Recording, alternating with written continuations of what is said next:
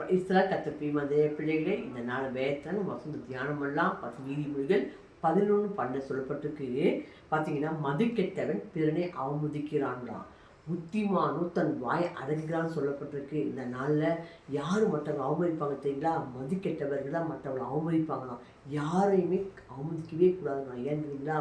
ஒவ்வொரு மனுஷனும் கர்த்தரால் சாயலால் சிருஷ்டிக்கப்பட்டிருக்காங்களாம். ஒவ்வொரு மனுஷன் கர்த்தருடைய சாயலாக இருக்காங்களாம். ஆனால் எல்லாருமே தேவ சாயலாக இருக்கிறனால யாரும் நம்ம அவமதிக்காதபடி, நம்ம மதிக்கெட்டவர்கள் அல்லாதபடி புத்திமான வாய் அடங்குகிறதா இருப்போம். அது மாத்திரமல்ல பாருங்கள், மதிக்கெட்ட என்னத்தங்க பண்ணுறாங்கன்னா, அது இல்லாமல் மற்றவங்க அவமதிக்கிறவன் பாவம் செய்கிறான்னு சொல்லப்பட்டிருக்கு. இந்த நேரம் அது ஒரு பெரிய பாவங்களா. மற்ற யாரையுமே அவமதிக்காமல் எல்லாரும் நம்ம கனமனுகளா இருப்போம், எல்லாரும் நம்ம உபசரிக்கிறா இருப்போம், எல்லாரும் நம்ம ஆசீர்வதிக்கிறா இருப்போம். இந்த வசனத்தின் போய் நீங்கள் ஆசீர்வதிங்க, மற்றவங்களை கனமனுங்க, யாரையும் அவமதிக்காதீங்க, வசனத்தின் போய் நடந்து கொள்ளுங்க, ஆசை பெற்றுக்கொள்ளுங்க. Praise God. God bless you.